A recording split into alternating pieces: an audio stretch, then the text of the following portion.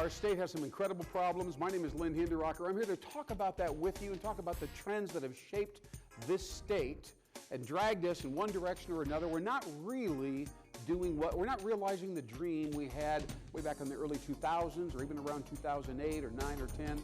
My name is Lynn Hinderrocker. Welcome to WowBiz Nebraska. We're going to get it on right now.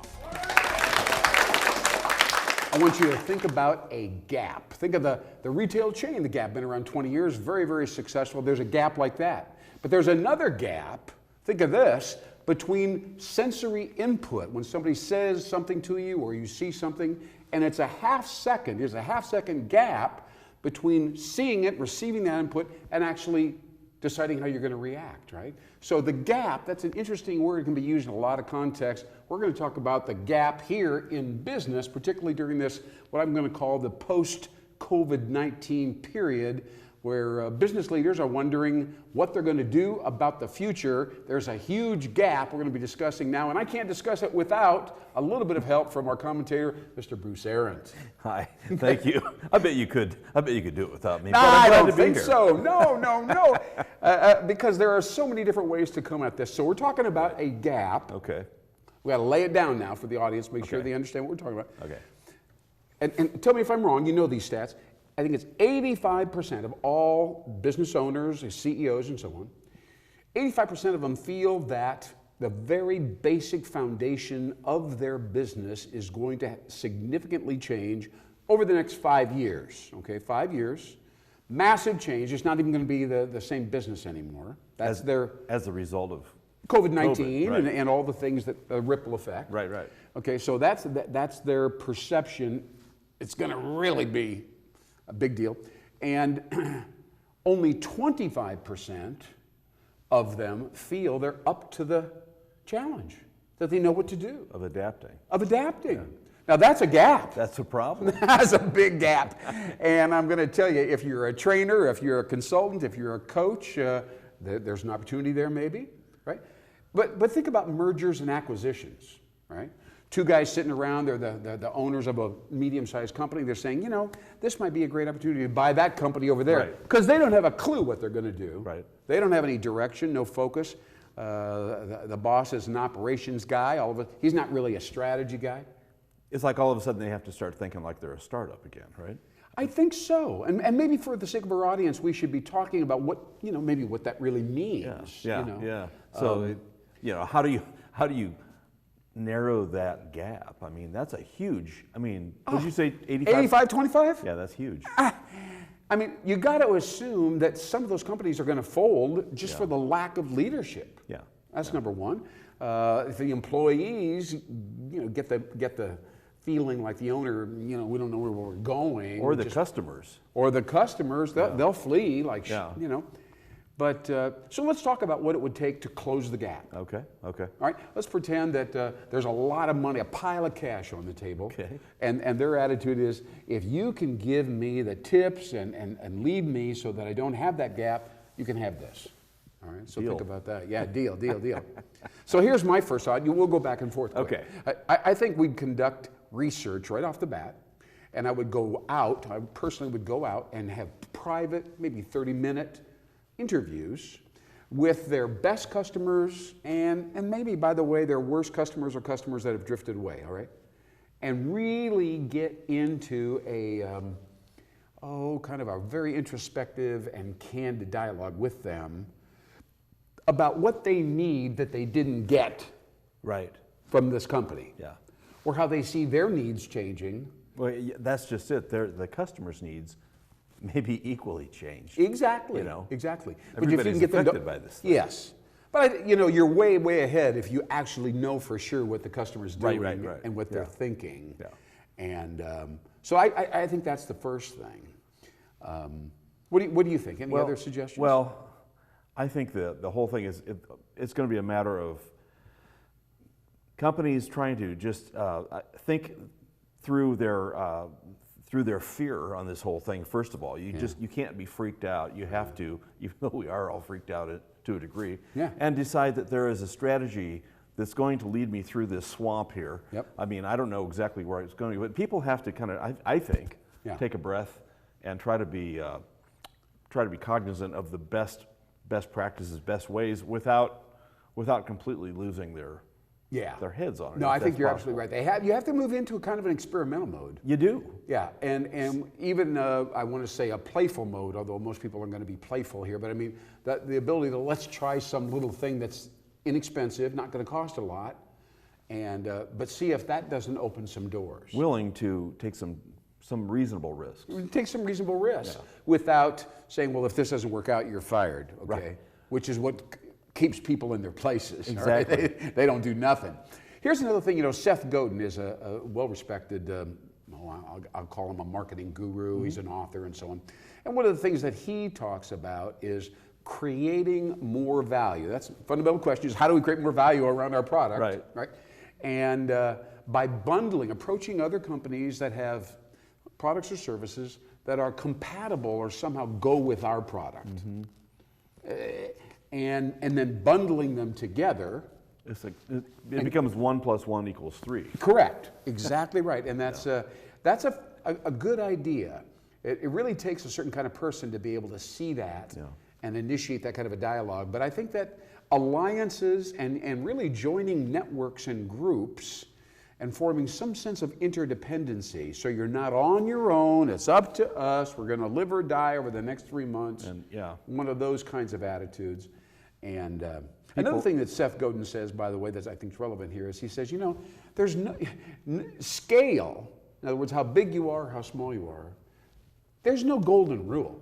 You know, if you want to cut back your company and only have 10 people instead of 50 or 100, that doesn't mean that you're unsuccessful or a bad person.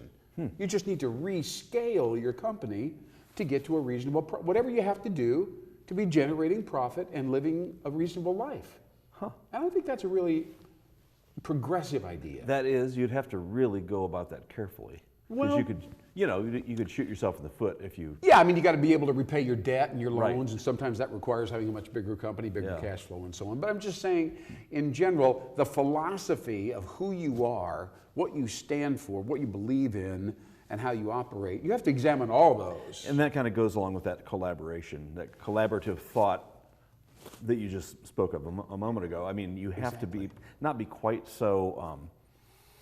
maybe territorial. I mean, we all have to defend our territory, so to speak, but you have to be willing to work with people that you can trust. And that's hard, by the way, because if you're not a part of a group that rewards or encourages reciprocity and mutuality and all that kind of thing, and it's very hard to come to a guy and say, hey, by the way, you remember me? Yeah. He said, I got an idea and it would involve your company. Would you like to work together on something? That's very hard for company CEOs to do. Well, we've never thought that way before. We've never thought that way before. And there's always the assumption that if you're coming to me, you must be weaker than we are. Right. You must be in trouble. The only people I work with are people that don't need me. Yeah. It's kind of a Woody Allen thing, you know. But anyway, so we'll get back to the key thing. The other thing is, instead of focusing on your product, Tom Peters speaks about this, focus more on the experience of working with your company. It's a very interesting and important idea. From the customer's perspective? Yes, exactly. The feelings associated with it, just the vibe and the feel and how it sounds and when you talk to people and so on and how they treat you there. And it's just a completely different experience than the other vendor over here says, thanks a lot for coming. That'll be $1,200. Here's your big piece right there. Thanks for coming. See you later. Goodbye. Call us again. It makes me think of it, and I think we've talked about this company before. Is it Tom's Shoes, where they sell shoes online? Oh, yeah. And they send it through the mail. Yeah. But they donate a pair of shoes Yeah. to, I think it's kids in South America. South America, absolutely. And so that makes you feel good about that company when you're doing. And I haven't done business with them, but I mean I know people that have. Absolutely. It's an attitude that is created on that part. And talking about shoes, we'll take the next step. You know, you've heard of Zappos, perhaps. All right. Now Zappos, when you call them on the phone, it's just a call center. You know, they're fulfilling that the shoes are in some warehouse somewhere. Right. But they're really funny and loose, and they tell their customers jokes sometimes. It's like flying Southwest, kind of? Well, kind of, kind of. It's a little bit like that, right? Yeah. They throw paper airplanes across the room at each other while they're on the phone, you know. I mean, I never knew that. Yeah, where you kind of feel like you step into a low-key party. And they are so successful because people's defenses go down. You know, Yeah, like, right. you know, they're not there trying to negotiate a deal or get 2 for 1 or free shipping or whatever. They're getting pulled into the fact that you're having fun taking care of them. See, and they go, well, just give me the other pair too. I'll take that. Take the other pairs. Now that is so successful that Jeff Bezos from Amazon bought them. Really? For millions. For hundreds of dollars. Oh, geez. Well, anyway, I'm saying that's a great example of focusing, and they don't sit around and talk about how great the shoes are. Let me tell you. They're talking about doing business with us. You can trust us. We're relaxed. Don't like them, send them back. That's a perfect example. That's a perfect example. Making the customer feel.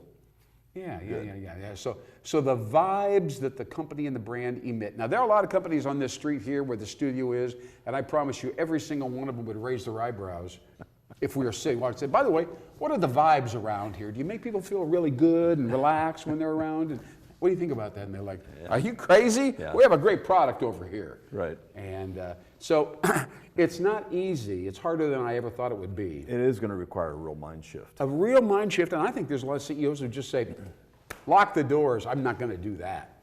I'm not going to do. It's not going to be that way here because I'm not that kind of person. Yeah. And if the CEO can't pull that off, kinda, whatever off is, then the rest of the Because it always starts at the top. it starts at the Always. top. Yeah. I've been in situations like that where I know a gentleman who ran a very respectable firm in the HVAC industry, and he was a family firm, and he was very perfectionistic and wanted his clients to just love him, and so every single client, every single technician who worked for him had to be perfect and get out there just perfect. Don't do anything I didn't tell you, just do exactly what, right? And sales are going kind of down, and everybody's unhappy, and nobody comes in till 1 minute after they're supposed to be, and they leave 1 minute before, and it's kind of just down, and there's no entrepreneurial zest. Yeah. And I visited with him at some length, and he said, what's the deal? What's the deal? And I said, let me go talk to a few people. Well, they said, here's the guy.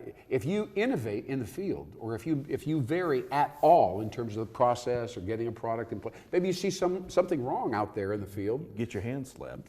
You're right, because it's not on the work order. Right. It's not exactly right. Yeah. So I told him that. I said, you gotta. I said the key idea with you as a manager is not to catch them doing something wrong, but to catch them doing something right. Right. And to praise them for it. And praise them publicly for it. Yeah. And he said, I can do that, And it changed the whole vibe within the culture. Yeah. I'm bringing that up because of that. But I think this, with COVID, yeah, going forward, we don't know exactly how it all plays out. No, but that's I think right. people are going to have a change of attitude. Do you? Well, they have, things have changed. Yes. It's not that they might change, they have changed. Yeah. And they're going to continue to. Yeah. And if a CEO doesn't want to dance that dance, he's going to be in trouble. And there's going to be trouble. There's a lot of companies that are not going to make it. Yeah. There's no doubt about that. 30% of all the companies think they're going to have it together by the end of 2020. The other 65, 70%, it's going to be 2021 before they fully get their act together. Wow. So we'll talk more about that in the second half of the show. Bruce Arendt. I'm Lynn Rocker here in WowBiz Nebraska. Thank you so much. This is a one-of-a-kind show. We talk about every aspect of business, and of course we're talking about strategy and trends, relationships, alliances, generating revenue, lowering costs, all that good stuff right here on WowBiz Nebraska. So please make sure that people that you know are tuning in to this particular station, and of course checking us out on YouTube as well. And I'm going to talk to you about a brand new idea. When you come to WowBiz Nebraska, as Bruce Arendt knows, we talk about new things, we talk about trends and cutting edge ideas, technology, and so on. There's been a new business launched here in the state of Nebraska. I want you to be aware of and check it out. It's called Newbraska, Newbraska.com. I'm going to spell that because it's so unusual, Newbraska.com. That's exactly right. You heard it that right way. Now, Newbraska is a fascinating, one-of-a-kind thing. It is a fusion of LinkedIn, kind of like a regional version of LinkedIn. So you got that in your head. And it's fused or blended with a very credible innovation media operation, let's say Fast Company Magazine, all right? I could have said Forbes or Bloomberg or some other but Fast Company Magazine is really respected for its ability to kind of do innovation stories. It's fascinating if you find innovation important. So LinkedIn plus Fast Company, then you bring it all down to Nebraska. It's a regional site. It's not just a website, by the way, though. It is a community with interdependence as the kind of the energetic fuel. And there's leverage in the relationship. It's a members-only website. We're talking Newbraska.com right now. Please check it out. I think you'll find it interesting, and of course, you'll have an opportunity to send a little endorsement or testimonial or input back there on the contact page. So we want to hear what you think. Very important. It's going to be a big train. We want you to get on the train. That's Newbraska. That sounds good. Yeah, no, it sounds interesting, and there's more that we couldn't even get into right now. But Bruce Aaron, thank you so much for joining me back here again on WowBiz. It's a pleasure to have you here on WowBiz Nebraska. Let's talk for a minute, and I know that you're a creative man, I'm a creative guy, so we appreciate spontaneity. Mm-hmm. Not everybody does. No, some people hate it. Some people, oh man. I used to work for a guy for Fuddruckers Restaurants out in San Antonio back in the 80s. And he was a VP of the marketing department. He said, "No surprises ever. All right, you can stay here forever if you never surprise me." I said, "Well, what if I have a really great idea that would surprise you?" He said, "Keep it. I don't want to hear it." He's the VP of marketing? He was VP of marketing, and he came from Pizza Hut, by the way. Really? Interesting. And so he said, "I'm a no surprises kind of guy. Huh. I'm a predictability kind of guy." By the way, 6 months later, he fired me. Oh. Oh, yeah. You must have had an idea. Well, yeah, he and I are not on the same page. Okay. So imagine that. Exactly. Yeah. Well, listen, I have got an idea here. Now, the context of this is to think creatively out of the box a little bit about the challenge. 85% of companies feel like their business is going to be changed foundationally at a seminal level. 25% are prepared for that. That's a big gap. So we're going to kind of demonstrate right now trading wisdom and ideas. And so I've got two files here that I've accrued some data in over the years. Okay. One of them is a quotes file, just inspirational quotes, interesting short quotes that would relate to business in most cases. And then the other one is a trends file, okay? Because trends define how relevant we are, all right? How popular, in fact, we are. Mm-hmm. And so if you can relate your company to a trend, especially a trend that's like coming, really emerging. And you're ahead of the curve, or you're ahead of the curve. Wave, that's right. You don't have to worry about becoming obsolete, right? Being the old man in the industry or whatever. So, I've got two files here. Okay. And I'm going to ask you to give me a number between 1 and whatever, how many pages there are. The trend file here has 480 pages. I've been working on it a while. There are a lot of great trends in here. And so I want you to pretend your company maybe, or maybe a client, whatever, needs to be, more revitalized, and we want to link ourselves to a cool trend. Okay. So that's the trend file. And then we have the quotes here, and I've got 41 pages of quotes. Okay? So you tell me, do you want, should we talk about trends, or should we talk about quotes? Let's do trends. Trends, okay. Very good. Well, here we are with one. Give me a number between 1 and 480, my friend. 63. 63, he says. Okay, I feel like I'm in Vegas right now. And we're going to 63. I should get a martini or something. Yeah, well, that really. Wouldn't be right. No. Oh, I went too fast. I'm at 163 right there. Okay. Well, that could be. That could be good. That could be good too. That could have been the one. That might have been the one. Okay, so I'm on 77. We're real close here. Just give me 2 seconds here. And the trends are just. It's like standing in front of a tidal wave. It's just like.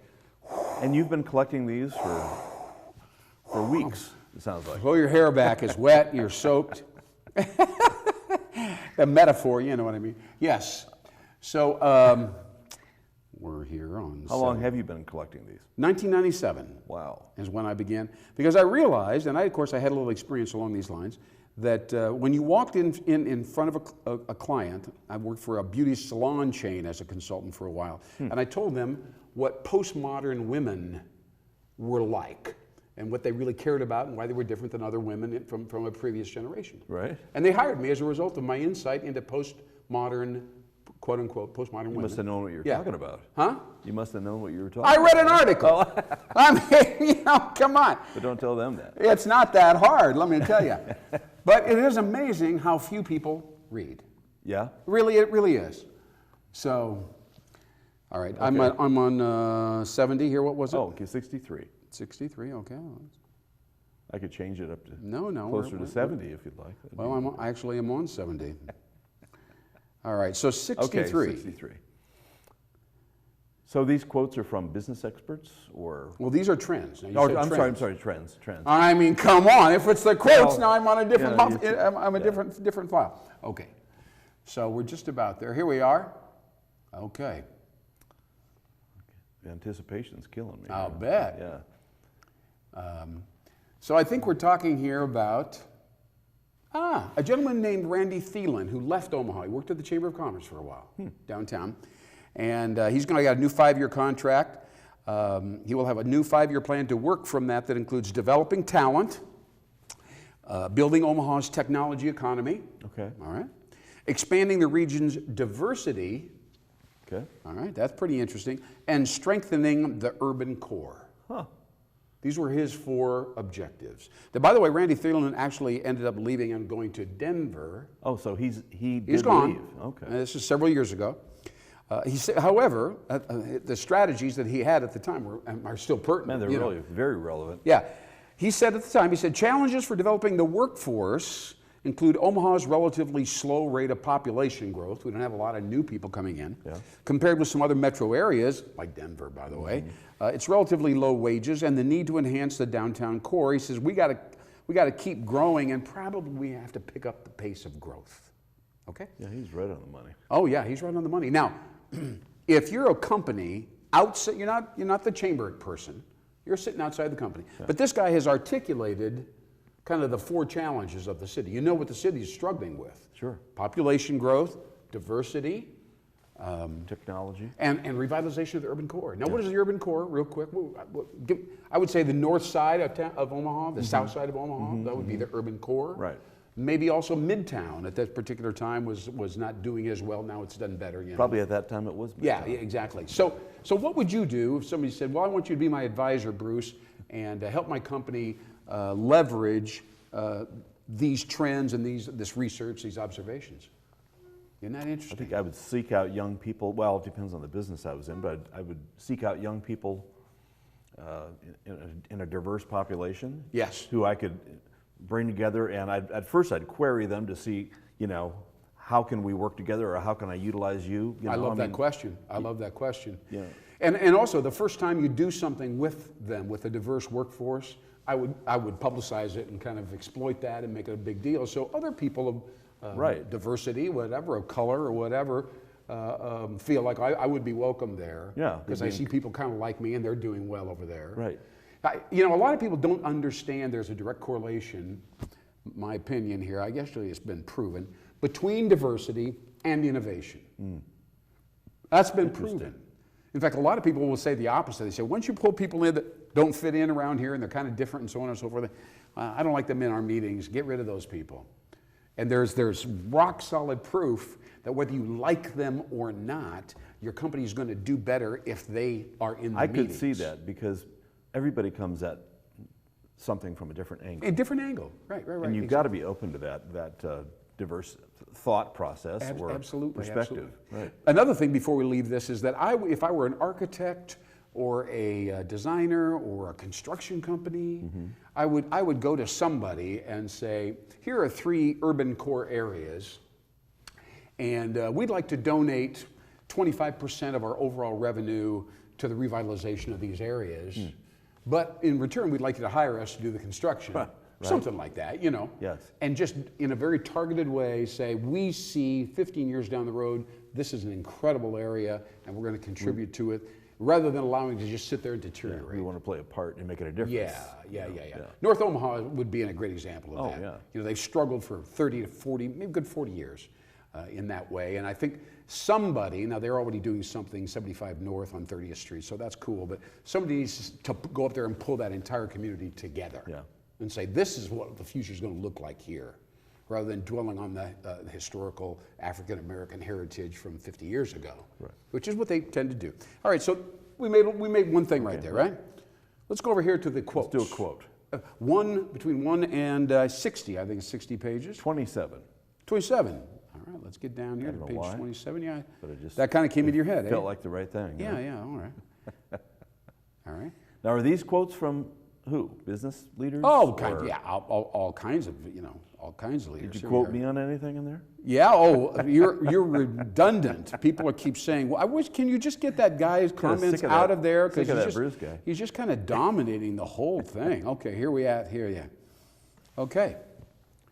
This is interesting. Poets and beauticians are physicists of meaning. Think about it now. Don't laugh. I'm going to have to. Yes. Say that again. Okay. Well, we're going to talk about. There's more than one. Okay. Oh, good. It says, we have to move to act consciously and to endure uncertainty. Okay. All right? We have to commit rather than wait for someone else to attain our rightness. You're liking the groove here. Yeah. All right, here we go. Without vision, oh, this is so good. Without vision, the human being becomes a slave to his own discoveries. Think about that. In that sense, technology is missing the point, which is the rediscovery of the inner life. Wow, that's heavy. I love it. You know, walk into a room with a bunch of tech guys, Yeah. they think they rule the world. And they're introverts and kind of nerdy, but they still believe they Yeah. rule. But they don't realize that technology is missing the point, which is the rediscovery of the inner life. Because we're so pulled out of our internal. We're bouncing off the walls with external circumstances and things coming at us. Yeah. We don't know how to reflect or introspect, right? So the idea is to take care of all the crap so that we can have a more creative life. Yeah. Not get sucked into the technology. Technology is supposed to make it easier and efficient to get the crap done, get it out of my life. It was all supposed to save time. For Save us, wasn't it? time. And what do you do with time? Huh? Right? You have an inner life. Yeah, right? yeah, Right? yeah. You reflect You upon should. time. You form a framework for your life. You start to think about the true meaning of your life. Technology people don't realize that that's why they're here. But from a creative standpoint, I was just having this conversation actually earlier this morning with a guy that he was saying he wishes he could be more creative and do artwork and things like that, but he said, I just don't have time. Yeah. And you have to have time Yeah. to have your inner self, your inner life, your creativity to come, Absolutely. to come alive. Because creativity is not effective, it's not efficient, it's effective. In Yeah. other words, you'll do a lot of things that kind of feel like you're wasting time. You're not. No. But according to the rules and the ball game that most of us have been told we're living by, right? No. Well, he's just wasting time. He's just reading and writing, taking notes on his computer. 22 years later, I'm reading them on TV. All right? Who would have thunk? Well, Bruce, Aaron, it's such a pleasure to have you here as always. Thanks for having me. You know, we kind of had a serious discussion there about strategy and the perilous journey that many businesses have to embark upon with or without help. But the second half of the show, we have an opportunity here to kind of dig into your head and your heart and try to figure out how to make meaning, right, out of these fragments that come up and surface. And, you know, we're all so busy, as we just said, sometimes we don't even realize the importance or the value of the things that we're discussing. That's true. That's true. It's really quite fascinating. Well, I want to thank you so much for chatting with us here and hanging out with WowBiz Nebraska. My name is Lynn. If you'd like to communicate with me, share your thoughts about the show or any other topics, or maybe even apply to be a member of the show, come on the show, we'd love to have a third person. Oh, that'd be great. That'd be fun. Yeah. Recently, I'm talking to a gentleman about personal branding. I think that's a fascinating topic in this day and age. I think personal branding is more important than ever before. Sure. You got to articulate, figure out who you are and what you stand for. So we'll be getting into a lot of cool stuff right here on WowBiz Nebraska. We'll see you next time. I'm Lynn Hinderrocker. Do not forget this show. Talk about it and let us know what you think. Thanks again. We'll see you next time.